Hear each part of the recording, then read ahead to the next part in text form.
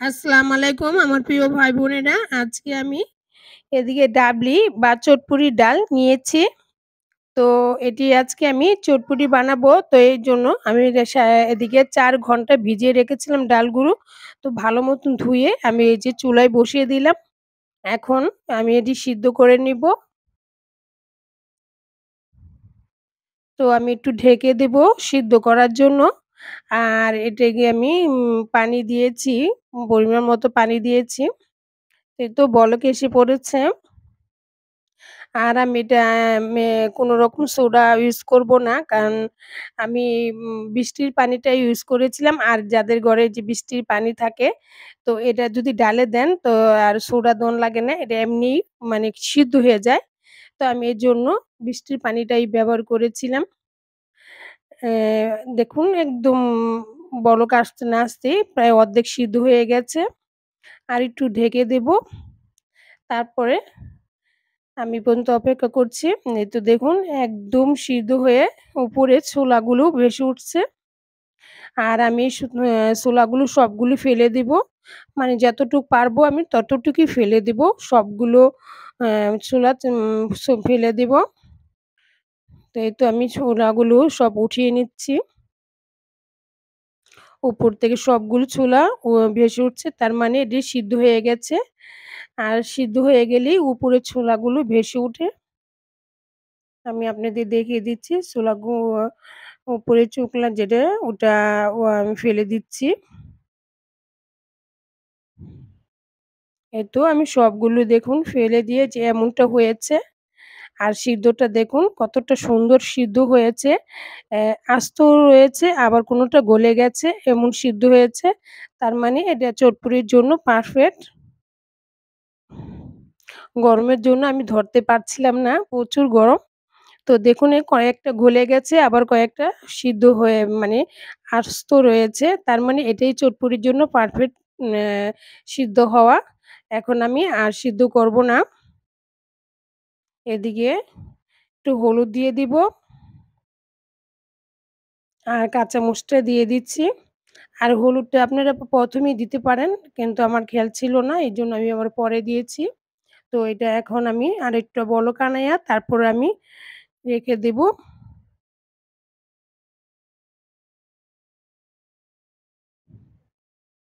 আমি একটা বলক আনিয়ে নিব। আর এদিকে আমি ৩ টে আলু দিয়েছি আর ৩ টা ডিম দিয়েছি সিদ্ধ করার জন্য। ৩ টে আলু আর ডিমটি সিদ্ধ হোক এই পর্যন্ত। আর আমি এদিকে তেঁতুই ভিজিয়ে রেখেছিলাম। তো এই তেঁতুইগুলো দিয়ে আমি টক পানি বানাবো। তো কিভাবে বানাবো আপনার সঙ্গে থাকুন।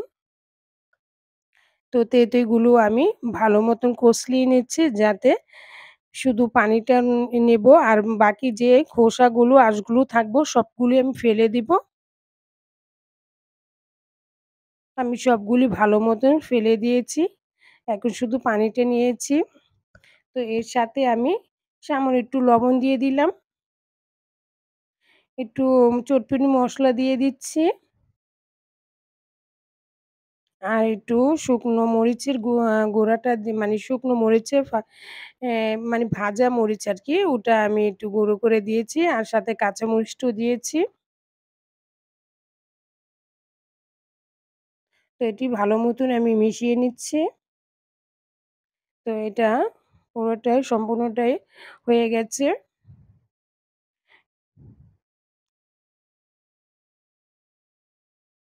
এই তো টক পানিটা হয়ে গেল। তো এটা আমি এখন সাইডে রেখে দিব। আর এই যে চটপটিটা নিয়েছি দেখুন কতটা সুন্দর হয়েছে।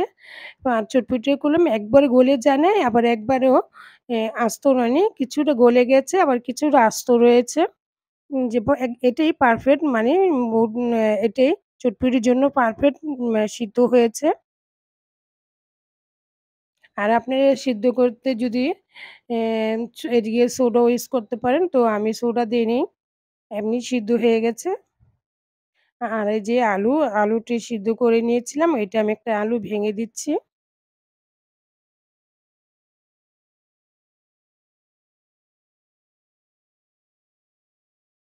আপনারা চাইলে এটা আলুগুলো ছোট, ছোট করে ডালের সাথেও সিদ্ধ করতে পারেন।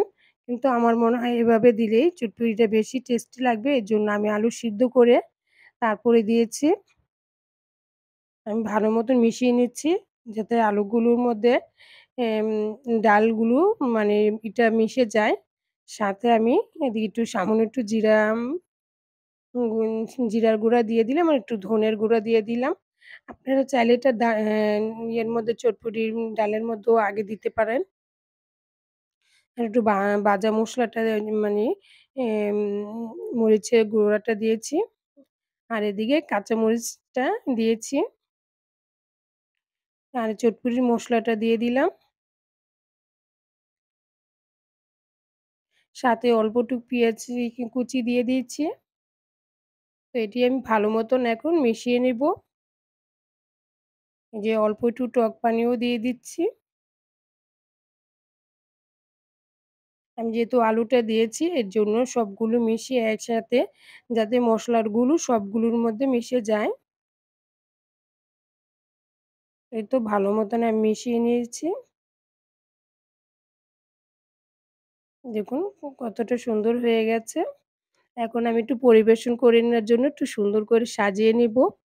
তো এটা পুরাটি চটপটি মানে সম্পূর্ণটাই চটপটি হয়ে গেছে। এখন খালি পরিবেশন করার জন্য আমি সুন্দর করে একটু সাজিয়ে নিচ্ছি। আপনারা যখন খাবেন তখন একটু পরিবেশন করার জন্য এভাবে সাজিয়ে নিতে পারেন। কিন্তু আমি একটু সাজিয়ে নিচ্ছি। সামান্য একটু পেঁয়াজ কুচি দিয়ে কাঁচামরিচ দিয়ে একটু সাজিয়ে নিচ্ছি। একটু বাজে মসলাগুলো শুকনো মরিচের মসলা একটু দিয়ে দিলাম। মরিচটা আরকি ভাজা মরিচটা দিয়ে দিয়েছি। এদিকে চটপটি মসলাটাও দিয়ে দিলাম।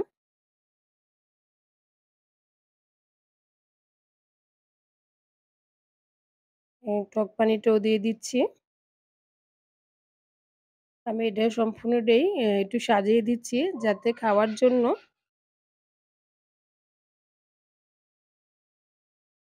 সাথে আমি একটা ডিম অ্যা একটু করে দিচ্ছি। একটু বেট করে দিলাম। দেখুন তারপরে সাথে আমি একটু শসা কুচি করে দিয়েছি। এটা আপনারা চাইলে দিতেও পারেন, নাও দিতে পারেন। কিন্তু আমি একটু পরিবেশ সুন্দর করার জন্য আরকি একটু শসা কুচি দিয়ে দিয়েছি।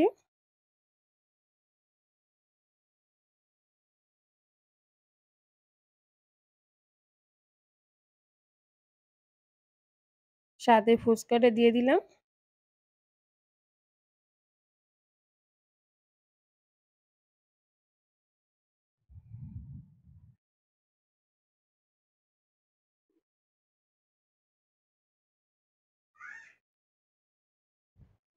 এই তো কতটা সুন্দর হয়েছে। অনেক সুন্দর হয়ে গেছে। দেখুন অনেকটা সুন্দর হয়েছে।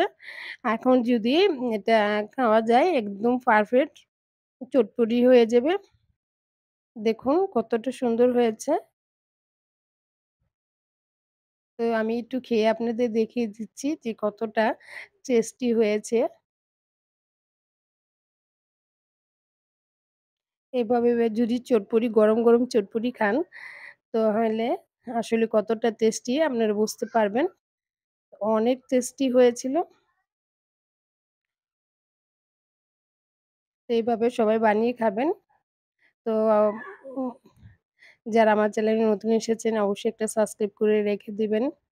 ভালো লাগলে একটা লাইক দিবেন। আর কমেন্টে জানাবেন এটা কেমন হয়েছে। সবাইকে অনেক, অনেক ধন্যবাদ। আসসালামু আলাইকুম।